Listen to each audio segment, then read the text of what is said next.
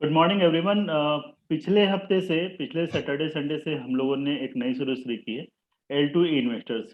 ये देखा गया कि पेंडेमिक में काफ़ी लोग शेयर मार्केट में आते हैं, लेकिन बगैर किसी आइडिया के, और काफ़ी लोगों ने इस बढ़ते हुए मार्केट में भी लॉस उठाया है। और जहां पर उन्हें अच्छा फायदा हो रहा था वहां से वो निकल गए, और जहां पर नुकसान हो रहा था वहां पर बने हुए हैं। और बगैर किसी नॉलेज के, किसी से पूछकर, कहीं से सुनकर, टीवी से देखकर और शेयर मार्केट में इन्वेस्ट करना शुरू किया है। तो ये सही तरीका नहीं है शेयर मार्केट में इन्वेस्ट करने का। और इस वजह से बिल्कुल बेसिक से लेकर सैटरडे और संडे को एक एक घंटे का हिंदी और इंग्लिश दोनों में हम प्रोग्राम कर रहे हैं। तो जनरली हम 11 से 12 तक इंग्लिश में करते हैं और 12:15 से करीब 1:15 तक हम हिंदी में करते हैं। इसमें बिल्कुल बेसिक से आपको लेकर हम चल रहे हैं। तो हो सकता है कुछ लोगों को जिनको आइडिया हो, उन्हें शुरुआत में लगे कि हाँ ये चीज़ें हमें मालूम है, लेकिन कुछ बेसिक मिस्टेक बड़े बड़े इन्वेस्टर्स भी करते हैं। तो वो मिस्टेक्स अगर हम ना करें तो बेहतर रहेगा हमारे लिए। और सिर्फ इसी वजह से हम लोगों ने इस प्रोग्राम को रखा है कि आप सभी लोग इसे सही से समझ पाएँ और सही तरीके से इन्वेस्ट कर पाएँ, और बढ़ते हुए शेयर मार्केट का, या फिर स्टेबल शेयर मार्केट में, या फिर गिरते हुए शेयर मार्केट में, हाँ, मैं बिल्कुल सोच समझ कर रहा हूँ, गिरते हुए शेयर मार्केट में भी पैसे कमा पाएँ। हम आगे अगले 4, 5, 6, 7 हफ्तों में इन सारी चीज़ों को आपको समझाएँगे कि आप गिरते हुए शेयर मार्केट में भी कैसे बहुत बड़ा पैसा कमा सकते हैं। तो उसके लिए हम बाद में चलेंगे। पहले हम चलते हैं बेसिक चीज़ों पर कि इन्वेस्टमेंट, अभी हम ट्रेडिंग की बात नहीं कर रहे हैं आज। आज हम इन्वेस्टमेंट की बात कर रहे हैं कि किस तरह से शेयर मार्केट में इन्वेस्ट किया जाए और अच्छे पैसे बनाए जाएँ। जो वेल्थ क्रिएट होती है, वो आपको लंबे समय में इन्वेस्टमेंट से ही मिलती है। हाँ, प्रॉफ़िट आप ट्रेडिंग से भी कमा सकते हैं, और प्रॉफ़िट के लिए, ट्रेडिंग के लिए भी हम बात करेंगे, चार्ट पैटर्न की बात करेंगे, एल्गो ट्रेडिंग की बात करेंगे, लेकिन सब आने वाले सेशंस में। आज जो हम बात कर रहे हैं, वो है इन्वेस्टमेंट की, और हम कैसे शेयर चूज़ करते हैं और हमें कैसे शेयर चूज़ करना चाहिए, मैं उस बात पर आ रहा हूँ। मेरे साथ में है मेरी senior colleague doctor Roma Singh, और कुछ ज्ञान की बातें वो भी आपको बताएँगे। इससे पहले अगली स्लाइड पर चलते हैं। बड़ा सिंपल सा एक चार्ट मैंने आपको दिखाया है टीसीएस का। और टीसीएस का ये जो चार्ट है, ये आपका कैंडलस्टिक पैटर्न पर है। अगर इसी चार्ट को आप लाइन पैटर्न में चेंज कर देंगे, जो आपको 20 डीएमए की रेखा नीचे दिखाई दे रही है, तो आपको लगेगा कि ये तो बड़ा ही आसान है। टीसीएस में हमने कहीं भी इंटर किया होता और हम आसानी से पैसा कमा सकते थे। तो टीसीएस का जो चार्ट है, ये आपको एक ऐसी चीज़ बता रहा है, जहाँ पर आपको लगता है कि शेयर मार्केट बड़ा ही स्टडी है और आराम से आप उस पे बढ़ते चले जा रहे हैं। ये खूबसूरती शेयर मार्केट की नहीं, ये खूबसूरती इस पर्टिकुलर शेयर की है। लेकिन ये संभावना है कि जब हम शेयर मार्केट में जाते हैं, इनफैक्ट मुझे याद है जब मैं सही पहली बार शेयर मार्केट में इन्वेस्ट कर रहा था, और पहली बार इन्वेस्ट करते समय जब पहली बार मैं बाय बटन दबाने जा रहा था, तो मेरा दिल बहुत ज़ोरों से धड़क रहा था कि कहीं नुकसान ना हो जाए। और वो बाय बटन दबाते ही शेयर वहाँ से 2, 4, ₹6 नीचे गया और मुझे डर लगना शुरू हुआ। वो अलग बात है कि कभी-कभी ऐसा होता है कि कुछ नए इन्वेस्टर्स मार्केट में आते हैं, या कुछ नए ट्रेडर्स मार्केट में आते हैं और कुछ इन्वेस्ट करते हैं, और उनका शेयर बढ़ जाता है, तो उन्हें लगता है कि वो शेयर मार्केट में प्रो हो चुके हैं। अब वो जो जो भी खरीदेंगे, उन्हें सबसे ज़्यादा ज्ञान है, और वो जो भी खरीदेंगे वो आगे बढ़ता ही चला जाएगा। ये तो बड़ी ही आसान चीज़ है, लेकिन मैं सच बता रहा हूँ, ऐसा नहीं है। 2004 से शेयर मार्केट में मैं हूँ, और मेरा एक्सपीरियंस ये कहता है कि हर एक व्यक्ति का जो पहला इन्वेस्टमेंट होता है, अगर वो बगैर सोचे समझे करे, तो मार्केट से गायब हो जाता है, और मार्केट में पैसे ज़ीरो होते वक़्त नहीं लगता।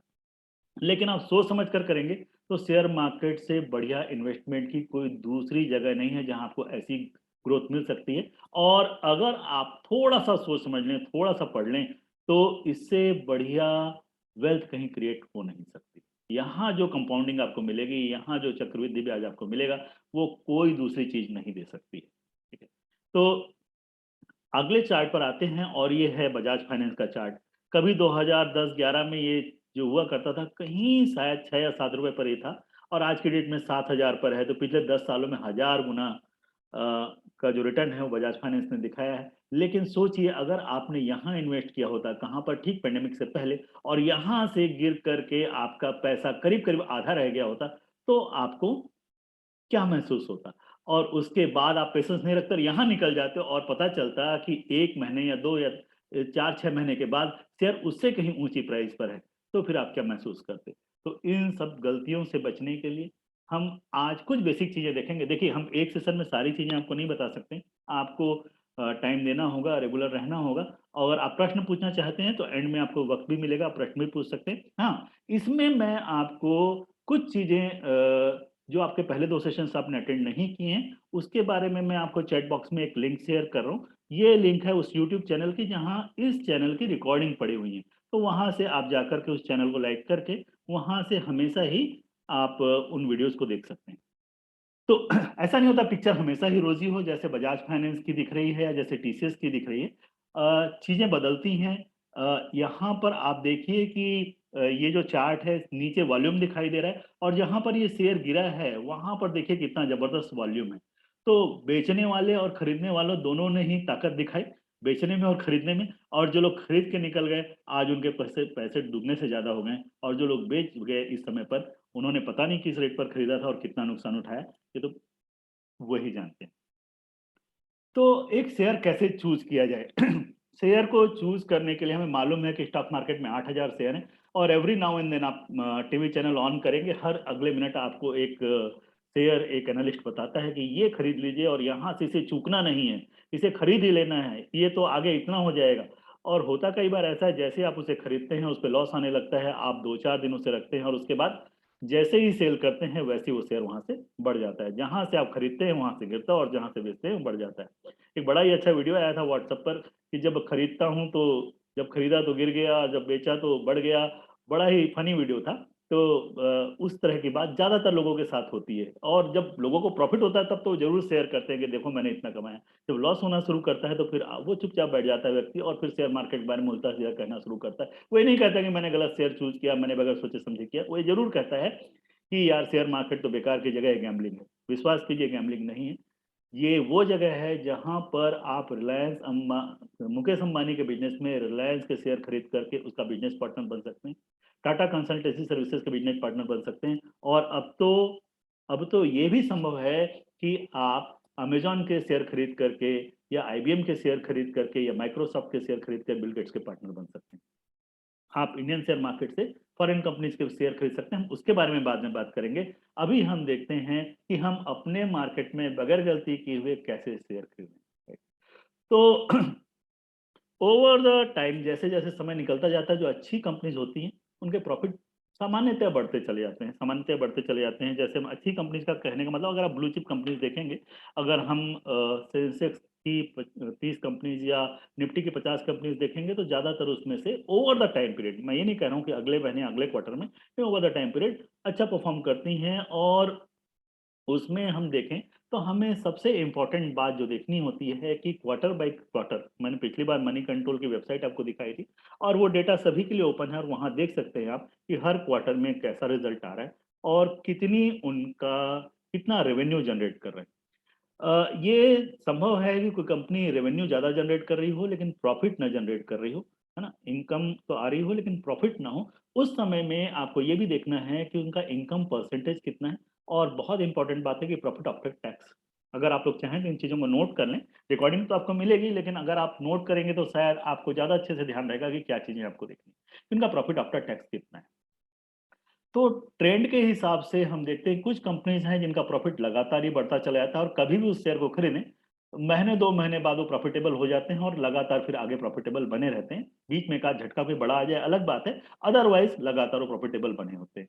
इस तरह के शेयर्स को खोजने के लिए हमें करना क्या है कि सबसे पहले उन कंपनीज का ट्रेंड देखना है, उठाकर चार्ट सारे ही सॉफ्टवेयर में अवेलेबल हैं। सब जगह आपको पता चलेगा कि उनकी ग्रोथ कैसे चल रही है, उनकी पाइपलाइन में, बिजनेस में, पाइपलाइन में कितना बिजनेस बाकी है और कितना वो पिछले क्वार्टर में उन्होंने नया बिजनेस ऐड किया, कितना रेवेन्यू अर्न किया और पिछले क्वार्टर की बजाय इस क्वार्टर में रेवेन्यू में कितनी ग्रोथ आई, प्रॉफिट में कितनी ग्रोथ आई और कितने नए क्लाइंट्स उन्होंने जोड़े या कोई नया इन्वेस्टमेंट उन्होंने किया तो वो कैसा है। ये सारी चीजें अवेलेबल हैं। मेरी बात समझिए, जब आप वेजिटेबल्स लेने जाते हैं, सब्जी लेने जाते हैं मार्केट में, तब तो देखते हैं कि ये कहीं से सड़ा गला ना हो, ये कहीं से गड़बड़ ना हो। जब 20 रुपए की चीज हम खरीदते हैं तो हम ध्यान देते हैं कि ये चीज खराब तो नहीं है। लेकिन जब हम देखने जाते हैं एक शेयर जिसमें हम अपनी हार्ड अर्न मनी इन्वेस्ट कर रहे हैं, तो वो किसी दूसरे के कहने पर खरीद लेते हैं। मैं नहीं कहता कि सारे ही एनालिस्ट खराब है या आपका दोस्त आपको जो शेयर बता रहा है वो सही नहीं होगा, लेकिन सॉरी, लेकिन अगर आप खुद से भी देखकर खरीदें तो आपको ज्यादा विश्वास होगा और फिर उसमें आपका विश्वास रह पाएगा, और थोड़ा बहुत नीचे जाने पर आप उससे निकलेंगे नहीं, आप डरेंगे नहीं। शेयर मार्केट में दो ही चीजें हैं, या तो ग्रीड या फियर। जब कोई शेयर बढ़ने लगता है तो आपके मन में लोभ आता है, बड़े तेजी से बढ़ा जा रहा है, आप खरीद लेते हैं उसे, और जब गिरने लगता है तो आपको डर लगता है और आप उससे निकल जाते हैं। अगर इन दोनों चीजों पे हम अपने नॉलेज के साथ में ओवरकम कर लेते हैं तो फिर हमें ये परेशानी नहीं होगी। ठीक है, मैं बार बार यही कहता हूँ कि पेशेंस एक ऐसी चीज है शेयर मार्केट में जो इम्पेशेंट लोगों से पेशेंट लोगों को पैसा ला कर देती है। और ये मैं नहीं कहता, वॉरेन बफेट का सेंटेंस है। तो आपको करना ये है कि आपको कंपनी के फाइनेंशियल्स जरूर देखने हैं अगर आप शेयर में इन्वेस्ट कर रहे हैं तो। Trading is different game. Trading में 2 मिनट 2 सेकंड 2 दिन 2 महीने की बात होती है। यहाँ हम करें इन्वेस्टमेंट की बात, तो हमें ऐसी कंपनी चूज करनी है जो आपको अच्छा पैसा ओवर द टाइम बना कर दे। फिर मैं बता दूं, ट्रेडिंग से आपको कुछ प्रॉफिट हो सकता है, लेकिन आपको इन्वेस्टिंग से वेल्थ क्रिएट होगी, और वेल्थ बनानी है तो आपको थोड़ा तो पढ़ना पड़ेगा। चलिए अब हम आगे चलते हैं। आपको अगर किसी कंपनी की अर्निंग देखनी है, किसी कंपनी की अर्निंग देखनी है, आप पहुंचे और आपने वहां पर उसकी सेल्स देखी, उसका रेवेन्यू देखा, उसका प्रॉफिट देखा, और इसके अलावा जो बाकी की चीजें देखने की हैं उस पर आगे आता हूं कि कंपनी की रिलेटिव स्ट्रेंथ कैसी है पीयर्स के साथ में। पीयर्स का मतलब ये है जैसे आप कंपेयर कर रहे हैं टाटा कंसल्टेंसी सर्विसेज को। मैं बहुत मोटा एग्जांपल दे रहा हूं, जब आप देखेंगे तो आपको मनी कंट्रोल की वेबसाइट पर या चार्टिन की वेबसाइट पर या फिर ढेर सारी ऐसी वेबसाइट है जिनके बारे में हम आगे के सेशंस में बात करेंगे, और आपको वो टूल्स भी बताएंगे जहां से आप फ्री में शेयर्स को कंपेयर कर सकते हैं। फ्री में आप ट्रेड के बारे में पता लगा सकते हैं कि कौन सा ट्रेड आप लेंगे तो आप फायदेमंद रहेंगे। तो इसलिए यहां पर आप देखेंगे कि पीयर को कंपैरिजन करने के लिए आप मनी कंट्रोल की वेबसाइट पे जाएंगे, वहां पर उस बिजनेस से रिलेटेड, जैसे मैं सॉफ्टवेयर से देखूंगा TCL, HCL tech, Infosys, Dixon technology, ये चारों के फाइनेंशियल्स एक साथ लिखे होंगे, और वहां पर लिखा होगा कि किसका कितना पीई है, किसका कितना रेवेन्यू है, किसका कितना प्रॉफिट है, और कौन किस रेट से ग्रो कर रहा है। तो वहां पर आप सारे शेयर्स को कंपेयर कर सकते हैं, और आप पता लगा सकते हैं कि इसमें किस शेयर में इन्वेस्ट करना इन पैरामीटर्स के हिसाब से सही है। ध्यान रखिएगा, केवल एक पैरामीटर के बेसिस पर, केवल पी रेशियो के बेसिस पर, या केवल रेवेन्यू के बेसिस पर, या केवल प्रॉफिट के बेसिस पर, वो भी एक क्वार्टर के प्रॉफिट के बेसिस पर इन्वेस्ट करना सही नहीं होता। अभी हम देखेंगे ढेर सारी चीजें होती हैं। अब क्या होता है कि कंपनी, हम कहते हैं कि एक पर्टिकुलर कंपनी है एचसीएल टेक, और पर्टिकुलर काइंड ऑफ बिजनेस में है, क्या वो बिजनेस स्केलेबल है, क्या वो बिजनेस आगे बढ़ सकता है, क्या उस बिजनेस को आगे बढ़ाया जा सकता है, क्या कंपटीशन कितना है उनका। जैसे हम कहते हैं जोमेटो। जोमेटो का जो शेयर है, हम देखते हैं कि एक ऐसी कंपनी है जो लॉस मेकिंग कंपनी है, और जोमेटो के सीईओ खुद कहते हैं कि अगले 4 से 5 साल तक हमारी कंपनी शायद प्रॉफिट में ना आए। लेकिन फिर भी हम देखते हैं कि जो शेयर का वैल्यूएशन है वो मार्केट ने आईपीओ में उसे अच्छा दिया, और उसके बाद वहां से भी शेयर बढ़ा, और अभी भी स्टेबल है। कारण ये है कि अभी हमारे यहाँ जो फूड डिलीवरी का मार्केट है, उसको यहाँ से कम 12 से 15 20 गुना बढ़ना है। अगर अर्ली मूविंग एडवांटेज, शुरुआत में बिजनेस करने का एडवांटेज जोमेटो को मिल जाता है, और जोमेटो सबकी जुबान पर चढ़ जाता है कि फूड डिलीवरी मतलब जोमेटो, तो फिर एक टाइम ऐसा आएगा कि जोमेटो अच्छा खासा प्रॉफिट अर्न करेगा। और इसी होप में, मैं नहीं कह रहा हूं कि ऐसा आएगा ही, लेकिन इसी होप में लोग उस शेयर को खरीद रहे हैं। कभी कभी ऐसा होता है कि कुछ चीजें ऐसी बन जाती हैं कि वो प्रोडक्ट का नाम उस ब्रांड के नाम पर हो जाता है। जैसे जनरली लोग टूथपेस्ट लेने जाते हैं तो बोलते हैं कोलगेट देना, या इंश्योरेंस करवाना होता है तो भले ही वो एडलवाइस या एलआईसी, एडलवाइस या बिरला सन लाइफ का इंश्योरेंस कराएं, लेकिन बोलेंगे जरूर कि हमने एलआईसी करवाई है बिरला सन लाइफ की। ये लोगों के बोलने का तरीका है, जो कि टेक्निकली सही नहीं है, लेकिन होता ऐसा ही है। तो कुछ ब्रांड ऐसे बन जाते हैं जिनका नाम सबसे पहले लोगों की जुबान पर होता है। तो इसी तरीके से संभव है कि जोमेटो उस बिजनेस को आगे ले जा पाए। लेकिन जो प्लानिंग सुनने में आ रही है कि अमेजॉन फूड डिलीवरी बिजनेस में आ रहा है, और शायद कंपटीशन बहुत ज्यादा बढ़ जाए, तो फिर जोमेटो जिस प्राइस पर है वहां से काफी नीचे भी जा सकता है। तो it's all about your analysis. I am not going to suggest anything. हम यहाँ पर कुछ सजेस्ट नहीं करेंगे, आपको बताएंगे कि आपको चूज कैसे करना है। तो कंपनी की स्ट्रेंथ डिपेंड करती है उसका मार्केट साइज कैसा है, उसके कॉम्पिटिटर्स कैसे हैं, वो किस तरह की अर्निंग ग्रोथ रेगुलर बेसिस पे लगातार शो कर रहा है। ये बहुत बहुत इंपॉर्टेंट बात है। और over the period of time इसे हमने देखना है, इसे एक क्वार्टर के रिजल्ट पर नहीं देखना है, हम डिफरेंट क्वार्टर्स के रिजल्ट देखेंगे कि लगातार कैसा चलता चला आ रहा है बिजनेस। और किसी एक क्वार्टर के रिजल्ट बिगड़ जाने से किसी कंपनी खराब नहीं हो जाती, हमें ये भी ध्यान रखना है। हम कंसिस्टेंट परफॉर्मेंस है या नहीं ये देखेंगे। अगली चीज बहुत ही मार्केट में गलत नोशन है कि पी रेशियो देख करके शेयर को खरीदना चाहिए, कि पी रेशियो कम है तो शेयर अच्छा है और पी रेशियो ज्यादा है तो शेयर महंगा है, पी रेशियो कम है तो शेयर सस्ता है। मैं आपको बता दूं कि बेसिक नॉलेज के हिसाब से बात कहना सही है कि पी रेशियो कम है तो शेयर अच्छा और पी रेशियो ज्यादा है तो शेयर खराब है। लेकिन मैं आपको बताऊं, कुछ होल्डिंग कंपनीज है जिनका पी एक से भी कम है, और कुछ ऐसी कंपनीज है जिनका पी 6000 है। अमेजॉन का पी एक टाइम पर, एप्पल का पी 6000 7000 के आसपास था। पहली बात हम समझते हैं कि पी है क्या, नहीं तो लोग बोलेंगे कि आपने पी रेशियो के बारे में डायरेक्ट बात करना शुरू कर दी। पी रेशियो है आपका price over the earning, current market price क्या है और उस शेयर की अर्निंग कितनी है, इसको हम बोलते हैं पी बाई ई रेशियो। आधार, अगर मान लीजिए किसी शेयर की प्राइस 100 रुपए चल रही है और उसका क्वार्टर में, इस क्वार्टर में उसकी अर्निंग है पर शेयर 10 रुपए, तो पी हो गया 10। अर्थात कि या इस फाइनेंशियल ईयर में, इस सेशन में उसकी पी 10 है, तो अगले 10 सालों में वो अपने प्राइस को जस्टिफाई कर देगा। 100 रुपए उसकी प्राइस, 100 रुपए आपको उसकी अर्निंग मिल जाएगी। तो आपसे क्या कह रहा हूँ, पी क्या है, एक प्राइस है जो शेयर मार्केट में अभी चल रही, और जो अर्न कर रहा है एक सेशन में, एक फाइनेंशियल ईयर में, वो हुआ उसका अर्निंग। तो प्राइस को अर्निंग से जब डिवाइड किया तो क्या आ गया, प्रॉफिट बाय अर्निंग रेशियो। लेकिन अगर जोमेटो के केस में देखें तो पी रेशियो तो कुछ है ही नहीं, क्योंकि वहां तो प्रॉफिट है ही नहीं। फिर उसका पी रेशियो कैसे निकालेंगे, या फिर हम उसे क्यों बाय करें। फिर से यहाँ पर आती है फॉरवर्ड पी की बात। फॉरवर्ड पी की बात यह है कि लोग इस होप में हैं कि शायद अगले कुछ सालों में जोमेटो की अर्निंग 50 रुपए पर शेयर या 100 रुपए पर शेयर या 200 रुपए पर शेयर होगी। उस समय के हिसाब से देखा जाए तो उसका पी आज की डेट में बहुत ही कम है। दूसरी बात यह है कि पी रेशियो हमें सेम टाइप के शेयर्स में कंपेयर करना चाहिए। हम रियल एस्टेट के शेयर्स का पी, या स्टील कंपनीज के शेयर का पीई, या फिर सॉफ्टवेयर कंपनीज के शेयर का पी, या बैंकिंग कंपनी के शेयर का पी, या होल्डिंग कंपनी के शेयर का पी एक दूसरे से कंपेयर नहीं कर सकते। हम सॉफ्टवेयर कंपनी को सॉफ्टवेयर कंपनी से ही कंपेयर कर सकते हैं, और बैंकिंग कंपनी को बैंकिंग कंपनी से, फाइनेंशियल कंपनी को फाइनेंशियल कंपनी से ही कंपेयर करें, एफएमसीजी को एफएमसीजी से ही कंपेयर करें, तो ही हम सही पीई का आइडिया लगा सकते हैं। और ये डेटा भी मार्केट में इजीली अवेलेबल है, चार्ट वाइज अवेलेबल है, जहां पर सारे पी लिखे होते हैं और आप उसे वहां पर देख सकते हैं। लेकिन केवल पी के बेसिस पर ये सोचना कि ये शेयर महंगा है, ऐसा सही नहीं। मार्केट में एक बात यह है कि महंगे शेयर और महंगे होते चले जाते हैं और सस्ते शेयर और गिरते चले जाते हैं। तो केवल पी हमें एक आइडिया बस देता है, लेकिन फ्यूचर कैसा है मार्केट का, ध्यान रखें। जब भी आप पैसे दे रहे हैं तो आप प्राइस पे कर रहे हैं, लेकिन आप खरीद क्या रहे हैं, वैल्यू, बिजनेस।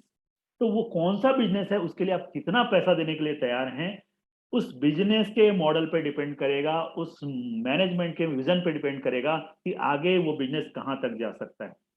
मुझे याद है 2007 या 8 में जब हमने टीसीएस का आईपीओ लिया था, तो उसकी वैल्यू थी 850 रुपए, और वो इतने बार स्प्लिट हो चुका है तो शायद एक शेयर की वैल्यू 12 या 15 रुपए बची होगी बाइंग प्राइस के हिसाब से, और आज उसकी वैल्यू है करीब करीब 4000 रुपए। तो 2008 से आज तक 4000 रुपए, जब बाय किया था तब 850 रुपए का था, लोग कहते थे कि बड़ा महंगा शेयर है। लेकिन आज के हिसाब से देखा जाए तो, और वो 12 और 15 रुपए भी वैल्यू नहीं है, क्योंकि उससे कई गुना ज्यादा तो उसने डिविडेंड दे दिया है। तो कॉस्ट जो है वो नेगेटिव में है, और शेयर की प्राइस आज के डेट में 4000 रुपए है। और सबसे इंपॉर्टेंट बात है, टीसीएस की बात करूं तो 4500 रुपए में उसका बायबैक आया हुआ है, और 45 रुपए में कंपनी को अपने शेयर पर इतना विश्वास है कि 4500 रुपए में अपने शेयर खरीदने को तैयार है। और अभी तक की हिस्ट्री ये रही है, जिस रेट पर बायबैक आता है जनरली शेयर प्राइस उस प्राइस तक अपने आप ही पहुंच जाता है, आपको बायबैक में शेयर टेंडर करने की जरूरत नहीं पड़ती। यहाँ पर बता दूं नए लोगों के लिए, बायबैक वो है जब कंपनी को लगता है कि उसके शेयर की वैल्यू कम है और अपने ही शेयर कंपनी खुद क्यों ना बाय कर ले। तो कंपनी के पास जो कैश पड़ा होता है, कंपनी इन्वेस्टर्स से, रिटेल इन्वेस्टर्स से और बाकी लोगों से उसके शेयर खुद ही खरीदना शुरू करती है। ये एक तरह का कॉन्फिडेंस दिखाता है मार्केट में कंपनी का कि उसको अपने बिजनेस पर कितना कॉन्फिडेंस है। चलिए, अब good P, bad P, backward looking P, forward looking P, पहले कंपनी ने क्या अर्न किया उसके हिसाब से क्या पी है, अभी कंपनी क्या कर रही है उसके हिसाब से क्या पी है, और अगर मार्केट में आगे कंपनी अर्न करेगी, मान लीजिए एक शेयर है और आपको लगता है कि कंपनी 100 रुपए का शेयर है और कंपनी का जो अर्निंग है वो केवल 2 रुपए है, आपको लगता है इसका पी तो बड़ा हाई है, इसका पी कितना है 50 है, और एक दूसरी कंपनी है जो 10 रुपए अर्न कर रही है और उसका भी शेयर प्राइस 10 रुपए है, उसका भी कॉस्ट प्राइस जो प्राइस है शेयर का 100 रुपीज है, तो आपको लगता है इसका पी 10 है और ये कंपनी सस्ती है। लेकिन अगले क्वार्टर में पता चलता है कि जो कंपनी अभी शुरू हुई थी उसका गेस्टेशन पीरियड खत्म हो चुका है और अगले क्वार्टर में वो 50 रुपए अर्न करती है, ये अगले सेशन में 50 रुपए अर्न करती है, उसका पीई 50 से घटकर सीधे 4 पर पहुंच गया। तो पीई आपको बिल्कुल सही पिक्चर नहीं देता, हाँ, लेकिन लंबे समय में कंपनी जिस तरह से काम कर रही है, जो बड़ी कंपनी है वहां पर आप पीई कंपेयर कर सकते हैं। ये न्यू एज बिजनेस जो हैं, जोमेटो हुआ, नायका हुआ, नजारा टेक्नोलॉजीज हुआ, रूट मोबाइल हुआ, आन मोबाइल ग्लोबल हुआ, ये जो शेयर है जो नई टेक्नोलॉजी के एमटार हुआ, इनमें अगर आप पी से कंपेयर करेंगे तो आपको शेयर्स हमेशा ही महंगे दिखाई देंगे और उस समय आपको पी के हिसाब से सही शेयर आप नहीं चूज कर पाएंगे। हाँ, लेकिन आप स्टेब्लिश बिजनेस के शेयर खोजते हैं, आप बोलते हैं एशियन पेंट खरीदना है, पिडिलाइट खरीदना है और उनके बाकी के पीयर से कंपेयर करते हैं, तो वहां आपको पी से सही वैल्यू मिल सकती है। आगे आते हैं हम P by B ratio, price by book ratio. अब ये बुक वैल्यू क्या होती है? प्राइस तो आपको समझ में आ गई, जो मार्केट प्राइस है शेयर की। बुक वैल्यू क्या होती है कि आज मैं किसी बिजनेस को बंद करूं तो उसको, जो उसकी पूरी लेनदारी और पूरी देनदारी है और उसका जो एसेट है, उसको अगर मैं प्लस माइनस कर लूं तो बिजनेस की जो वैल्यू बनती है वो है उसकी बुक वैल्यू। कि भाई उसे मार्केट से कितना पैसा लेना है, कितनी की उसके पास इन्वेंट्री पड़ी है, उसके प्लांट की क्या साइज है, उसके एसेट्स की क्या साइज है, और मार्केट से उसने क्या लोन ले रखा है जो उसे वापस करना है, या उसने जो रॉ मटेरियल खरीद रखा है उसकी पेमेंट करनी है। ये सारी प्लस माइनस करके बुक वैल्यू आ गई। तो प्राइस बाई बुक वैल्यू के हिसाब से हम कंपनी की एक्चुअल जो वर्थ है उसके हिसाब से हम शेयर को देख सकते हैं। यहाँ पर हम देखेंगे कि प्राइस बाई बुक वैल्यू के हिसाब से जब हम एसेट की वैल्यू लगाते हैं, अगर मैं एक सॉफ्टवेयर कंपनी लूँ तो सॉफ्टवेयर कंपनी के पास एसेट के नाम पे शायद कुछ बिल्डिंग्स, कुछ सॉफ्टवेयर और हार्डवेयर और कुछ थोड़ा बहुत और एसेट होती हैं। तो यहाँ पर देखा जाए तो प्राइस बाई बुक वैल्यू के हिसाब से P by book ratio software companies का बहुत बहुत ज़्यादा दिखाई देगा। लेकिन एक रियल एस्टेट कंपनी को मैं कंपेयर करूं तो रियल एस्टेट कंपनी के साथ क्या होगा? रियल एस्टेट कंपनी के पास लैंड होती है, अपनी बिल्डिंग होती है, फ्लैट्स की इन्वेंट्री है या शॉप्स बना रखी हैं और उसकी प्राइस बहुत ज़्यादा है और उसकी बुक वैल्यू बहुत दिखाई देती है। उसकी प्राइस की बजाय पी बाई बुक रेशियो बहुत कम दिखाई देगा और हमें लगेगा कि शायद ये ज़्यादा अच्छा है। लेकिन फिर से हमें कंपेयर करना है सेम कैटेगरी में। दूसरी बात यह है कि हर एक बिजनेस मॉडल अलग होता है। जहाँ पर सॉफ्टवेयर कंपनीज जो होती हैं वो प्रॉफिट अर्निंग का रेट उनका काफ़ी ज़्यादा होता है। वहीं हम देखेंगे कि जो रियल एस्टेट कंपनी होती हैं वो एक क्वार्टर में तो काफ़ी अच्छा प्रॉफिट, जब उनका कोई प्रोडक्ट लॉन्च हुआ और उसे उन्होंने सेल किया और काफ़ी अच्छे पैसे उनके पास आ गए और अच्छा प्रॉफिट आया, और अगले क्वार्टर में पता चला कि उन्हें लॉस है। तो ये रेगुलेटरी आपको हर एक सेक्टर में दिखाई नहीं देगी, कुछ सेक्टर्स में दिखाई देगी और कुछ में दिखाई नहीं देगी। तो ये बात भी यहाँ बहुत ज़्यादा समझने की कि हमें पी बाई बुक वैल्यू या पी बाई बी रेशियो जो है वो आपको एक्चुअली क्या सजेस्ट करता है, इस बात को दिमाग में रखें जब आप पी बाई बी के हिसाब से किसी शेयर को जज कर रहे हैं। अब यहाँ पर देखिए कि हम जो समझने की कोशिश कर रहे हैं कि मार्केट वैल्यू जो होती है वो बुक वैल्यू के हिसाब से जब हम देखेंगे तो वहां पर अगर पी बाई बुक वैल्यू कम है तो वहां पर हम कह सकते हैं कि ये पोटेंशियल इन्वेस्टमेंट के लिए सही है, और एक के पास पी बाई बी वैल्यू है, एक के पास या एक से नीचे है, इसका मतलब है कि बुक वैल्यू ज्यादा है और प्राइस कम है, तब तो उस शेयर में हम जरूर निवेश कर सकते हैं क्योंकि वहां पर कम से कम लॉस होने के चांसेस नहीं है। डिपेंड करेगा कि ग्रो कितना करेगा, लेकिन अगर बुक वैल्यू ही ज्यादा है और प्राइस कम है तो डेफिनेटली उस शेयर को खरीदा जा सकता है, वहां पर लॉस होने के चांसेस आपके नहीं होंगे। ठीक है।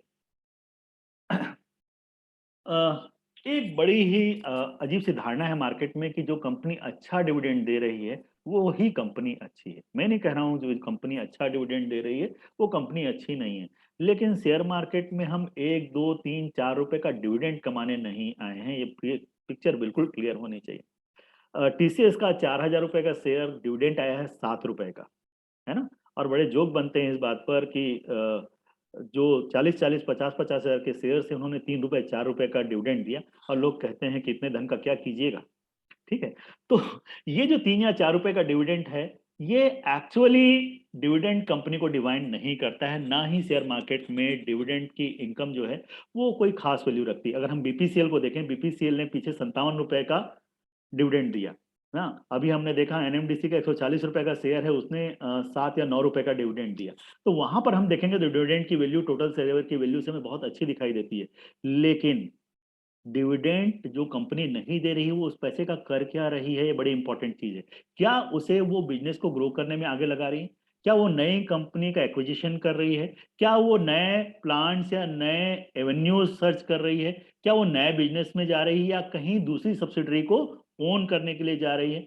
या फिर उस डिविडेंड से जो मैनेजमेंट है वो प्राइवेट जेट खरीद रहा है, मैनेजमेंट लग्जरी ओन कर रहा है, या उस पैसे का इन्वेस्टमेंट किस तरीके से हो रहा है? तो जो डिविडेंड आपको मिल रहा है अच्छी बात है, वो मिल रहा है। लेकिन अगर डिविडेंड लगातार एक ठीक रेशियो में मिलता चला जा रहा है, इसका मतलब है कंपनी थोड़ा बहुत प्रॉफिट शेयर कर रही। और इससे फर्क नहीं पड़ता कि आपको 1 2 5 रुपए का डिविडेंड मिल रहा है, इस बात से फर्क पड़ता है कि कंपनी कितना प्रॉफिट अर्न कर रही है और उस बेसिस पर शेयर का मार्केट प्राइस कितना बढ़ रहा है। अल्टीमेटली जो मार्केट प्राइस शेयर का है वही आपको प्रॉफिट देता है। डिविडेंड तो आपको शायद आपका इंटरेस्ट वैल्यू भी पूरी तरीके से जनरली नहीं दे पाता है। इंटरेस्ट वैल्यू जब मैं बात कर रहा हूँ तब मैं बात कर रहा हूँ जो मार्केट में जनरल इन्फ्लेशन का रेट है 5 से 7%। मोस्ट ऑफ द शेयर्स उतना भी डिविडेंड नहीं देते हैं अगर उनकी मार्केट प्राइस के हिसाब से कंपेयर किया जाए। तो मैं फेस वैल्यू के हिसाब से बात नहीं कर रहा हूँ आपको। फेस वैल्यू के हिसाब से टीसीएस की फेस वैल्यू 1 रुपए है, तो 7 रुपए का डिविडेंड 700% हो जाता है। उसकी बात नहीं चल रही यहाँ पर। फेस वैल्यू जो टीसीएस की 4,000 रुपए है उसके हिसाब से बात करें तो 7 रुपए का डिविडेंड या साल भर में 25 या 30 रुपए का डिविडेंड कोई मायने नहीं रखता है, वो मुश्किल से 1% भी नहीं होता है। इसलिए डिविडेंड के पीछे जाने के बजाय डिविडेंड से सिर्फ हम इतना अनुमान लगा सकते हैं कि कंपनी कंसिस्टेंट परफॉर्मेंस दे रही है और शायद कंपनी सही है। बहुत इंपॉर्टेंट बात है कि कंपनी की लीडरशिप कैसी है। रिसेंटली हमने देखा कुछ कंपनीज में लीडरशिप चेंज हुई और उन कंपनीज की लीडरशिप चेंज होने के साथ ही, मैनेजमेंट चेंज होने के साथ ही कंपनी का पूरा माहौल चेंज हो गया और कंपनी काफ़ी तेजी से ग्रो करने लगी। ये लीडरशिप की बात करूं या मैनेजमेंट की, या जिसे हम कॉर्पोरेट गवर्नेंस कहते हैं, कंपनी में प्रमोटर्स कैसे हैं, बड़ी इंपॉर्टेंट चीज़ होती है और वो किस तरह का विजन कंपनी के लिए रखते हैं। जस्ट डायल बड़ी मरी गिरी हालत में चला था, बार बार न्यूज आती थी कि शायद गूगल उसे बाय करेगा या कोई दूसरी कंपनी उसे बाय करेगी। और जैसे ही जो जस्ट डायल का शुरुआती बिजनेस था कि फोन नंबर्स आप वहां से ले सकते हैं किसी भी सर्विसेज के लिए, और बाद में पता चला कि वो तो हम आसानी से इंटरनेट से यूं ही सर्च कर सकते हैं और ढेर सारी अन्य सर्विसेज आ गई। तो जस्ट डायल की वो वैल्यू नहीं रही। एक डेटाबेस उनके पास जरूर था लेकिन उनकी वो वैल्यू नहीं रही। लेकिन धीरे धीरे धीरे धीरे ढेर सारे अलग बिजनेसेस में जैसे ही नया मैनेजमेंट आया उसने नए बिजनेस शुरू किए और जस्ट डायल को दोबारा वैल्यू मिलनी शुरू हो गई। तो इस वजह से हम देखते हैं कि यस बैंक का मैनेजमेंट, उन्होंने यस बैंक के साथ क्या किया। ठीक है, हम कहें तो जैसे आप देखेंगे कि मैनेजमेंट चेंज हुआ सत्यम कंप्यूटर्स का। सत्यम कंप्यूटर के मैनेजमेंट ने क्या किया सत्यम के साथ, राजू जी ने, सभी को मालूम है। और कैसे आपके शेयर्स की वैल्यू इरोड हुई, अगर आप लोग पहले से इन्वेस्टेड हैं तो आपका आइडिया होगा। और जब वो बाद में महिंद्रा के साथ मर्ज हुआ तो फिर कैसे चेंजेस आए। तो लीडरशिप का विजन कैसा है, लीडरशिप का क्या सोचती है और किस तरह के बिजनेस में आगे जाना चाहती है। एक बड़ा ही मजेदार शेयर है मार्केट में जिसे हम बोलते हैं आईटीसी। जब सुनते ही आपके चेहरे पर मुस्कुराहट आएगी कि मैं किस चीज की बात कर रहा हूँ, आईटीसी की। और आईटीसी का शेयर 200 से लेकर 250 के बीच में महीनों से घूम रहा है। कंपनी के पास हजारों करोड़ रुपए का प्रॉफिट है, कैश पर बैठे हुए हैं, लेकिन शेयर प्राइस नहीं बढ़ती। बड़ा ही अच्छा बिजनेस है, सिगरेट बिजनेस है। ठीक है, और 60% सिगरेट वॉल्यूम आईटीसी ही रन करती है इंडिया में। इनफैक्ट फॉरेन मार्केट में भी अच्छा खासा होल्ड है और अब फूड मार्केट में भी और बाकी चीजों पर भी। लेकिन कंपनी के पास विजन नहीं है तो उस कैश के साथ आगे क्या किया जाए, किस तरह के प्रोडक्ट्स मार्केट में लाए जाए, कोई मेजर चेंजेस कंपनी कंपनी के स्ट्रक्चर में या जो वैल्यू अनलॉक होनी चाहिए वो अभी तक नहीं हो पा रही। विश्वास कीजिए, इस शेयर में जिस दिन वैल्यू अनलॉक होगी, किसी नए बिजनेस में आएंगे या किसी नए बिजनेस को लिस्ट कराएंगे, उस दिन इस शेयर की वैल्यू 1,000 रुपए भी हो सकती है। लेकिन जब तक विजन नहीं होगा ये शेयर यहीं घूमता रहेगा और इससे ज्यादा ये बढ़ नहीं पाएगा। तो सब कुछ डिपेंड करता है शेयर की वैल्यू में कि उसकी लीडरशिप कैसी है। अगर लीडरशिप आज बदल जाए तो अच्छे से अच्छी कंपनी का शेयर जो है हमने देखा लीडरशिप का ही फर्क था। धीरू भाई मुकेश अंबानी ग्रुप में और अनिल अंबानी ग्रुप में, दोनों में लीडरशिप की वजह से एक कंपनी के शेयर कहाँ पहुंच गए और दूसरे कंपनी के शेयर कहाँ पहुंच गए। अगली चीज है long term strength and stability while choosing a share. जब आप एक शेयर चूज कर रहे हैं तो आप लॉन्ग टर्म स्ट्रेंथ देखेंगे कंपनी की कैसी चली आ रही। अगर आप देखें कि पिडिलाइट को देखूं मैं, लगातार कंपनी के प्रोडक्ट जो है मार्केट में लीडरशिप बनाए हुए हैं। कंपनी ने किसी भी क्वार्टर में लॉस नहीं दिखाया, हर समय लगातार प्रॉफिट दिखाते चले आ रहे हैं और लगातार बिजनेस चलता चला जा रहा है, बढ़ता चला जा रहा है, कहीं पर भी रुक नहीं रहा है। नए प्रोडक्ट मार्केट में आते हैं, प्रोडक्ट्स में इंप्रूवमेंट होते हैं और किसी भी तरह के वेदर में उन्हें कोई सेटबैक नहीं लगता है। हर समय वो नई स्ट्रेटजी के साथ तैयार होते हैं और वो उन्हें मालूम है कि आगे मार्केट को कैसे लीड करना है। तो इस तरह से अगर कोई कंपनी लगातार अपनी स्ट्रेंथ शो कर रही है, अपनी स्टेबिलिटी शो करती चली जा रही है, तो फिर आप उस शेयर के साथ अगर जाएंगे तो आपको नुकसान होने के चांसेस नहीं के बराबर होंगे।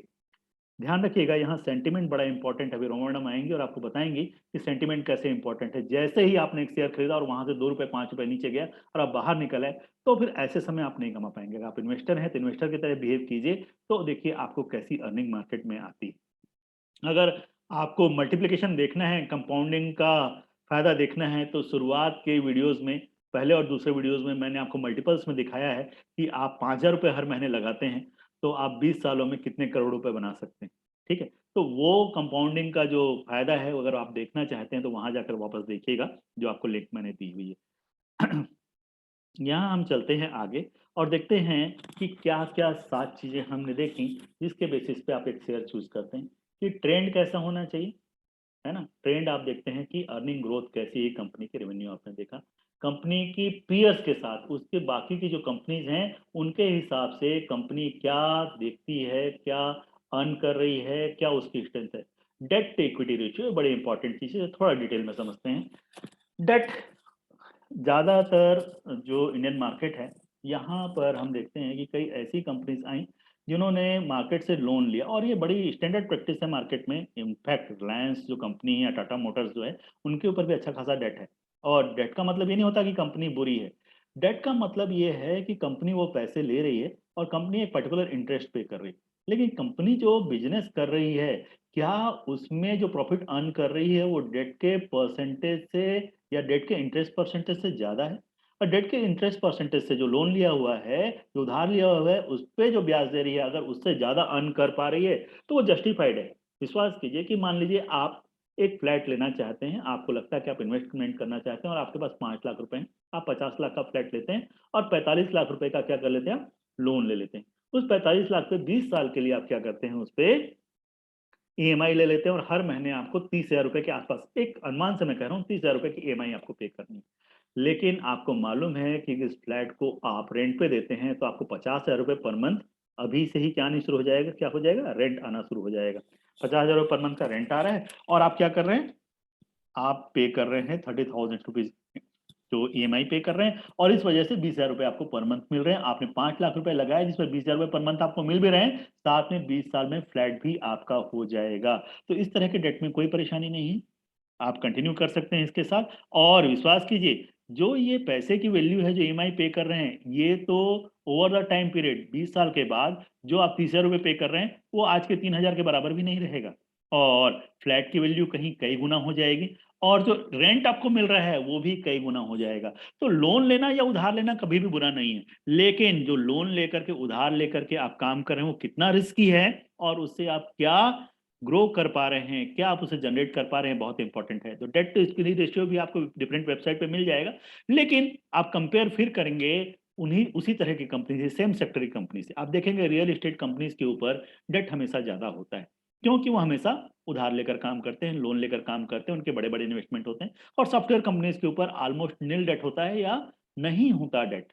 ठीक है, तो इस तरीके से जो डेट लिया जाता है, जो उधार लिया जाता है, उसका क्या यूज किया जा रहा है वो बहुत इंपॉर्टेंट है। लेकिन कभी भी जो डेप्ट टू इक्विटी रेशियो एक से ज्यादा नहीं होना चाहिए। जितनी टोटल वैल्यू उससे ज्यादा आपने डेट ले रखा है तो फिर उसका कोई मतलब नहीं है और कंपनी डेफिनेटली बहुत ज्यादा इंटरेस्ट पेमेंट करेगी और वो डूब जाएगी। हमने देखा ढेर सारे सॉफ्ट जो रियल एस्टेट कंपनीज हैं, आम्रपाली और सो मेनी, सिर्फ इंटरेस्ट पेमेंट की वजह से, क्योंकि मार्केट से जितने पैसे ले रखे थे वही वापस नहीं कर पाए, उसका ही इंटरेस्ट पेमेंट इतना ज़्यादा था, सेल्स नहीं हो पाई और उसकी वजह से वो डूबते चले गए।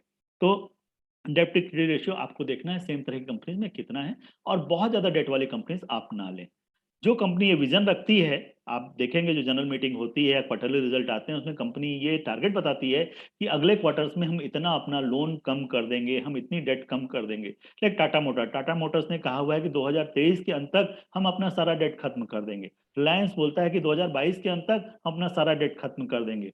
तो this kind of vision should be there कि वो जो डेट का पैसा लिया हुआ है वो बिजनेस को ग्रो तो कर रहा है, लेकिन हम उस पर ज्यादा इंटरेस्ट पे नहीं करने वाले।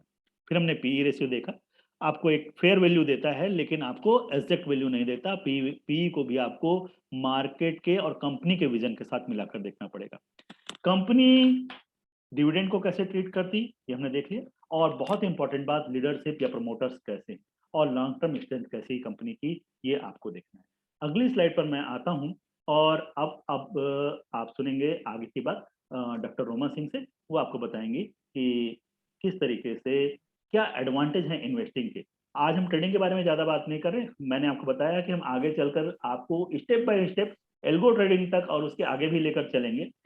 मर्जिंग ऑफ कैंडल जो नया कॉन्सेप्ट है वो भी बताएंगे, लेकिन आपको पेशेंस के साथ हमारे साथ हफ्ते दर हफ्ते बने रहना पड़ेगा, और नहीं तो आपको यूट्यूब चैनल की लिंक दी गई है, वहां पर भी हम कोशिश करेंगे ये वीडियोस अपडेट करें।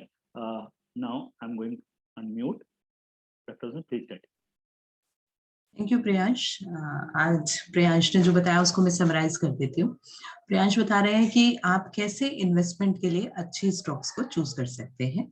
उसको अगर हम 3 स्टेप में समझे तो बहुत ही आसान है कि जो हमारे आसपास बहुत अच्छी कंपनीज ग्रो करती हैं हम उनको पहचाने, जो मोनोपोली कंपनीज हैं उनको बहुत अच्छे से पहचाने, जैसे पिडिलाइट हुआ, आईआरसीटीसी हुआ, जो अपने बिजनेस में एक ऐसी कंपनी है जो बहुत बढ़िया परफॉर्म कर रही है और जिनका अपने बिजनेस पे पूरा होल्ड है। ऑलमोस्ट 80 to 90% मार्केट को होल्ड करते हैं, या कहीं कहीं तो 100%।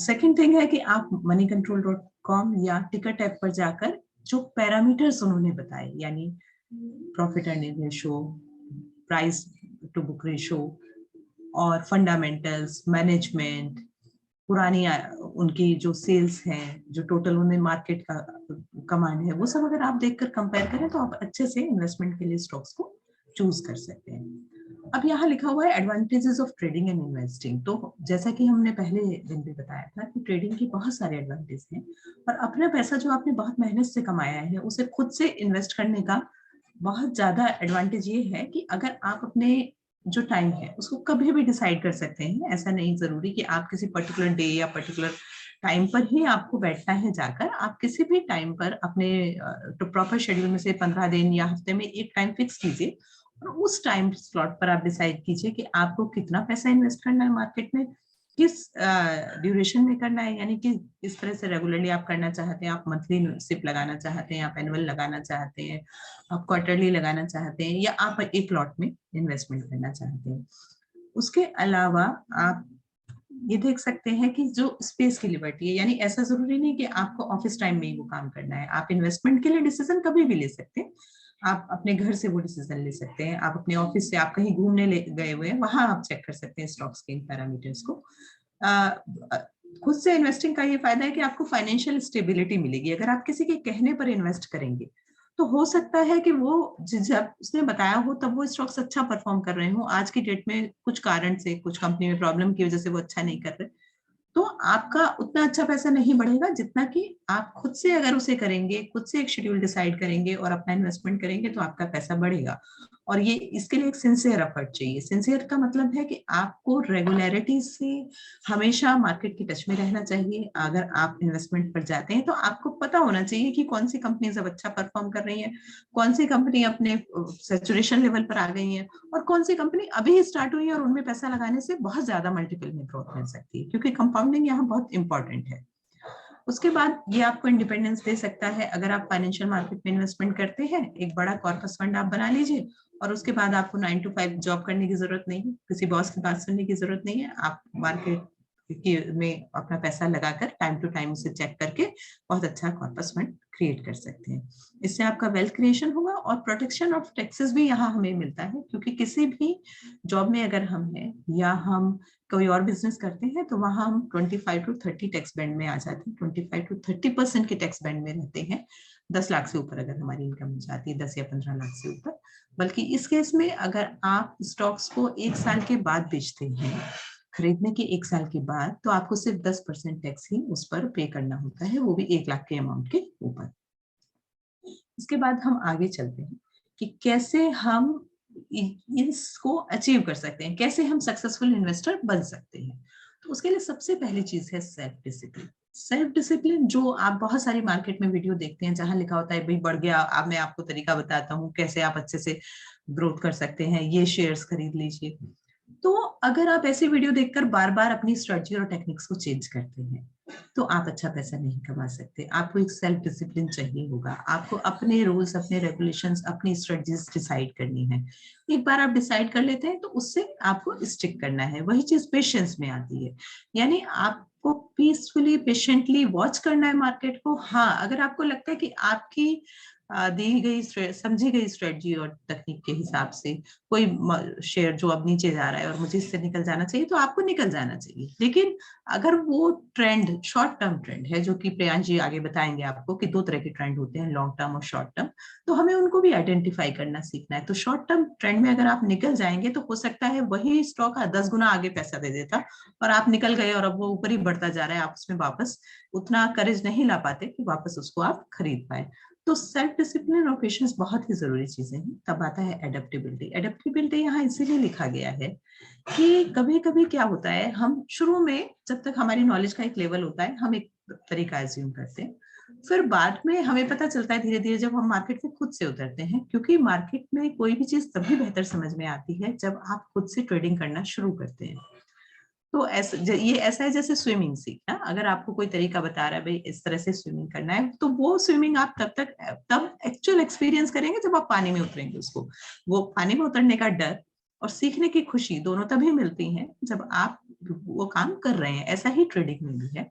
वो ट्रेडिंग का वो डर आपको तभी पता चलेगा जब आप कुछ ट्रेड करेंगे, और वो खुशी भी जब आप कुछ अर्न करेंगे आपको तभी महसूस होगी जब आप उसे करेंगे। तो अगर जो लोग इस ट्रेनिंग को नियमित करने का सोच रहे हैं, वो उनके लिए ये सजेशन है कि इस हफ्ते अगर वो ट्रेडिंग नहीं करते हैं तो मॉक ट्रेड करें। मॉक ट्रेड मतलब वो ये डिसाइड करें कि मैंने ये स्टॉक 8-10 स्टॉक चूज करें, उनको मार्केट में देख चेक करें, उनको वेबसाइट पर चेक करें और ये डिसाइड करें कि मैंने आज ये खरीद लिया, और उसको अगले हफ्ते उसकी परफॉर्मेंस को आप चेक करें। तो आपको पता चलेगा कि अगर मैंने खरीद लिया होता तो आगे क्या हो रहा था। तो एडेप्टेबिलिटी है कि आप उन तकनीकों को जिनको आपने पहले एक्वायर किया है, अगर एक्सपीरियंस से ऐसा समझते हैं कि ठीक नहीं है तो आप उसे चेंज करें और नए नए तरीके को अपनाएं depending on the market trends. उसके बाद आता है मेंटल टफनेस। ये बहुत जरूरी है कि हम इमोशंस में बह ना जाएं। तो उसके लिए क्या होता है, एक सटल इमोशन रखना पड़ता है। यानी जब आप किसी ट्रेड में बहुत ज्यादा जीत जाते हैं किसी दिन, यानी ये कोई स्टॉक आपने खरीदा, वो एक हफ्ते में ब्रेकआउट आया और आपका पैसा 2 गुना हो गया, तो उस समय में आपको बहुत ज्यादा खुश नहीं होना, बहुत ज्यादा लोगों को ये नहीं बताना, क्योंकि उससे होगा क्या कि ये जुए तरीके का हो जाएगा। आपको बहुत खुशी होगी और आप 4 जगह पैसा लगा दोगे बिना सोचे समझे, वहां आपको हो सकता है कि उतना प्रॉफिट ना हो, लॉस हो जाए। तब आप इमोशंस में बहकर कुछ सही डिसीजन नहीं ले पाओगे। ऐसा ही अगर आप किसी ट्रेड में, यानी कोई स्टॉक आप खरीदते हो और वो उसमें आपका पैसा गिर जाता है यानी कम रह जाता है, तो भी आपको किसी को नहीं बताना, कोई आपको इंडिफरेंट रहना है। सिर्फ आपको अपने जो आपके बनाए गए रूल्स रेगुलेशन और जो सीखी गई तकनीक है उसी के अनुसार उस पर आगे जाना है। तो उस मेंटल टफनेस से आपको क्या एडवांटेज होगा कि धीरे धीरे आप अपने इमोशंस को स्लो डाउन कर पाओगे, और जो आपका मेथड है मार्केट में काम करने का, जो सेट मेथड है जिससे आप लॉस को कम और प्रॉफिट को मैक्सिमाइज यानी बढ़ा पाएंगे, उसको आप फॉलो कर पाएंगे। फिर आता है फॉरवर्ड थिंकिंग। फॉरवर्ड थिंकिंग क्या है, हमें आगे बढ़ने के लिए मार्केट में नई नई चीजों को सीखना है, नई नई तकनीक को सीखना है और उनको फॉलो करना है जैसा कि मार्केट का ट्रेंड है। मार्केट में कभी भी हमें अपने नियम नहीं चलाने होते, उसके एक सेट नियम होते हैं। जैसे किसी भी बिजनेस को करने के रूल हैं, वैसे इन्वेस्टमेंट के भी रूल हैं।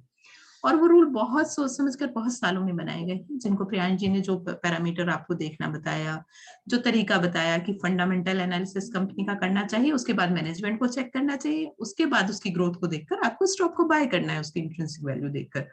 तो वो चीजें जो हैं उनको आप फॉरवर्ड थिंकिंग में कैसे अप्लाई करेंगे कि अगर मान लीजिए आपको ने 15 दिन का टाइम डिसाइड किया है कि 15 दिन बाद स्टॉक चेक करूंगा, तो उस वक्त आप उन कंपनीज का देखेंगे कि इनके बारे में कोई न्यूज तो नहीं है। अगर कंपनी के बारे में कोई न्यूज चल रही है तो आपको अवेयर हो जाना है कि उन स्टॉक से आपको बाहर निकल जाना चाहिए उस वक्त, कहीं वो कहीं जाके आगे जाके उनकी वैल्यू कम ना हो जाए। तो इसीलिए आपको अडेप्ट करते जाना है टाइम के साथ, अपनी टेक्निक्स को टेस्ट करके उसको अडेप्ट करके आपको आगे बढ़ना है मार्केट में। धन्यवाद प्रियांश।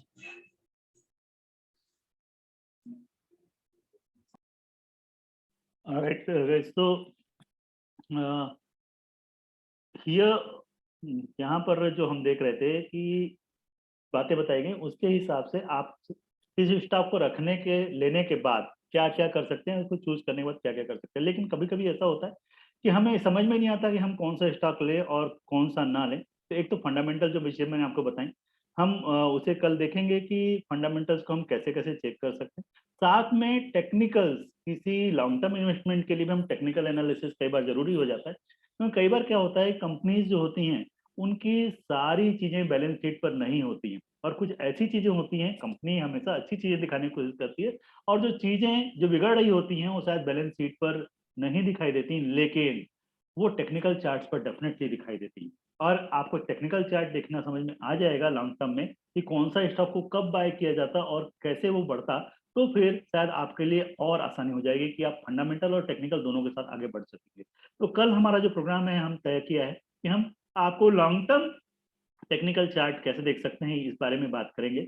लेकिन जो खास बात यह है कि मान लीजिए आप क्या करते हैं, आप किसी स्टॉक को चूज करने के लिए जा रहे हैं और किसी स्टॉक को चूज करने के बाद आप सोचते हैं इसे खरीदें या ना खरीदें, तो मेरी एडवाइस ये है कि आप पेपर ट्रेड करके जरूर देखें। आप क्या करें, आप पर्टिकुलर स्टॉक है, आप ये भी कर सकते हैं कि आप उसका पहले आप उसका पास्ट का चार्ट निकालें और आपको लगता है कि इस प्राइस पे, और आगे का चार्ट ना देखिए, आप देखिए इस स्टॉक को हमने यहाँ खरीद लिया होता, इस शेयर को हमने यहाँ खरीदा होता, तो आगे क्या हुआ होता।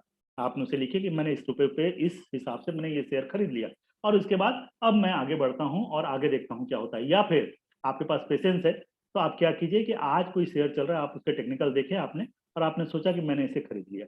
जब आपने उसे खरीद लिया, आपने सोचकर पेपर में लिख लिया, तब देखिए आगे की परफॉर्मेंस उसकी कैसी रहती है।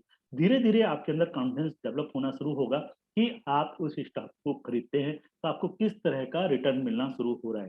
फिर ध्यान रखिएगा कि पानी में कूद कर तैरना और तैरने के बारे में पुस्तक में पढ़ना और उसके बारे में एज्यूम करना, दोनों में अंतर होता है। तो जब आप एक्चुअल मार्केट में ट्रेड करने जाएंगे तब आपके रियल इमोशंस होंगे, वो इमोशंस डिफरेंट होते हैं, और थोड़े बहुत प्रॉफिट और लॉस से आपको फर्क पड़ना शुरू होगा। आपको लगेगा बढ़ गया निकल जाऊं, और आपको लगेगा नहीं घट गया अब तो ज्यादा लॉस हो रहा है। तो कई बार ऐसा होता है, जो जनरल तरीका जो जनरल लोग गलती करते हैं वो क्या करते हैं कि गिरते हुए शेयर्स को तो रख लेते हैं अपने पास, लॉस होल्ड कर लेते हैं सभी लोग बड़ी आसानी से, लेकिन प्रॉफिट होल्ड करना अच्छे अच्छे के बस की बात नहीं होती। जब प्रॉफिट आना शुरू होता है तो उन्हें तुरंत ये लगता है या कहीं गिर ना जाए, यहाँ प्रॉफिट कर लो।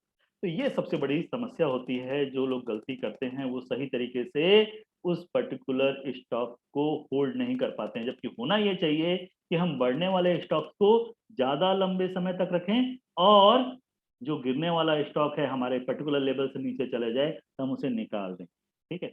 लेकिन होता क्या है, जब आप खरीदते हैं तो स्टॉक गिरना शुरू होता है, और जब आप बेच देते हैं तो स्टॉक बढ़ना शुरू होता है। ये सारे शेयर मार्केट की कहानी है। तो इसलिए हमें पेशेंस और पेशेंस सीखना सबसे ज्यादा जरूरी है। कल हम बात करेंगे टेक्निकल्स के बारे में। मैंने आपको एक लिंक दी होगी, उस लिंक को आप यूट्यूब पे जाकर के पिछले वीडियोस जरूर देख लें, जिससे आपको आइडिया लग जाए कि पहले क्या बताया हुआ है। और हम बिल्कुल बेसिक से इसलिए शुरू कर रहे हैं कि जो लोग, जिन्होंने शेयर मार्केट से, जिन्हें डर लगता है, जिन्होंने कभी इन्वेस्ट नहीं किया है, जिन्हें बिल्कुल आइडिया नहीं, अभी अभी शुरू किया है, सारे लोग एक एक बात समझ में आए। नहीं तो लोगों को लगता है पी रेशियो क्या होता है, पीबी रेशियो क्या होता है, कैसी कैसी बातें चल रही हैं। तो आप केवल देख सुनकर शेयर ना खरीदें। ये होता है कई बार कि हमारे किसी फ्रेंड ने बताया भाई ये शेयर खूब बढ़ेगा, और हम उस शेयर को खरीद लेते हैं, लेकिन ऐसा होता नहीं हमेशा कि आप जो खरीदे वही बढ़ जाए। इतने पुण्य हम लोगों ने नहीं किए हैं कि हम जो खरीदें वही बढ़े, और जितना जो हम बेच दें वो घट जाए वहाँ से। तो ऐसा हमेशा नहीं हो पाएगा, आपको अपने हिसाब से देखकर, सोच कर के, समझ करके चलना होगा। आपको ऐसी कंपनी चूज़ करनी पड़ेंगी जिसमें इकोनॉमिक मोड शामिल हो। इकोनॉमिक मोड मतलब जैसे हम एक शेयर की बात करते हैं आईआरसीटीसी, अपने एरिया में मोनोपोली है, जितने भी रेलवे टिकट बिकते हैं अल्टीमेटली आईआरसीटीसी के थ्रू ही बिकते हैं। और आईआरसीटीसी केवल रेलवे का टिकट का बिजनेस नहीं करता, इसके अलावा भी ढेर सारे बिजनेस और भी हैं। तो आईआरसीटीसी एक ऐसी कंपनी है जिसका कोई कंपटीशन फिलहाल तो नहीं है। तो ऐसी कंपनी जिनका कोई कंपटीशन ना हो, जिनका यूनिक आइडिया हो, उनको आप बढ़े हुए पीई पे, बढ़े हुए पीबी पर भी खरीद सकते हैं, अगर आपको लगता है कि आगे चलकर इनकी अर्निंग अच्छी रहेगी और आप उन्हें सहज कर संभाल कर रखें, वो आपको बहुत अच्छा रिटर्न डेफिनेटली देंगे, जरूर देंगे। अब मैं आपसे एक बात कहना चाहता हूँ कि अगर आप में से किसी को कुछ पूछना है तो आप अनम्यूट कीजिए अपने आप को और प्लीज क्वेश्चन जरूर कीजिए। जो जिससे भी संभव होगा मिस्टर रोमा मैडम से हम जरूर जवाब देंगे आपके प्रश्नों का। तो please ask.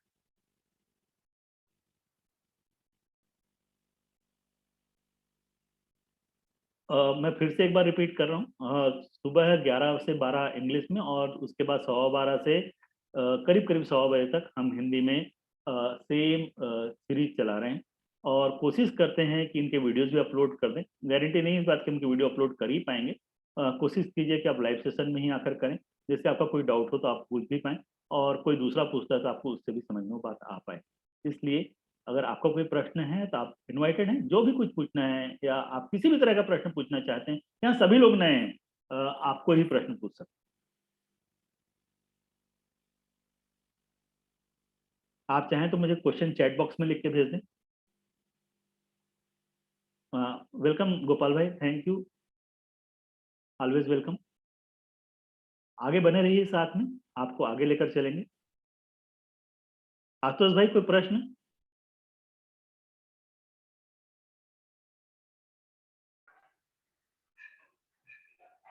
Thank you very much, Priyank bhai. It was really a nice session. मैं तो I was मतलब मैंने आज पहली बार अटेंड किया आपका ये सेशन, लेकिन सेशन बहुत बढ़िया था। और जो नए इन्वेस्टर्स हैं जिन्होंने अभी मार्केट में, क्योंकि अभी पिछले 1-2 साल में बहुत सारे नए इन्वेस्टर्स आए हैं, उनके लिए ये सेशन सही में बहुत हम बहुत हर सैटरडे संडे करने की कोशिश कर रहे हैं और कल भी सेम टाइम पर करेंगे, ये मैं सबको इन्फॉर्म कर रहा हूँ। और आप चाहे तो इस लिंक को आगे भी बढ़ा सकते हैं, औरों को भी आप ये लिंक भेज सकते हैं और आप अपने फ्रेंड्स को भी इनवाइट कर सकते हैं। जहां तक उपलब्ध है, जहां तक जगह है इस जूम सेशन में, हम सारे लोगों को इंक्लूड करेंगे और वो लोग बैठ करके आराम से अपने प्रश्न पूछ सकते हैं और इन सेशंस को देख पाएंगे। ठीक है, आज के लिए इतना है। बिल्कुल। एक एक चीज प्रियांश भाई, एक चीज मुझे ये बोलना था कि पता नहीं ये मेरे साइड से प्रॉब्लम है जूम का या कुछ इश्यूज है, क्योंकि बार बार डिस्कनेक्ट हो रहा था ये आपका जो सेशन था ना। आई डोंट नो मतलब दूसरों ने सेम इश्यूज फेस किए या नहीं, बट मैं चेक कर लूंगा एक बार, अगर इंटरनेट की कोई समस्या हुई तो कल हम बिल्कुल सही इंटरनेट कर, हमारी तरफ समस्या हुई हम बिल्कुल सही इंटरनेट लेकर बैठेंगे और आपको कोई समस्या नहीं आएगी। ठीक है। Thank you very much. तो ऑन दिस नोट आप सभी को इस बात के लिए मैं उत्साहित करना चाहूंगा कि आप आइए शेयर मार्केट में इन्वेस्ट कीजिए और आप तेजी से आगे बढ़िए और वेल्थ क्रिएट कीजिए। धन्यवाद आप सभी का, कल फिर मिलेंगे।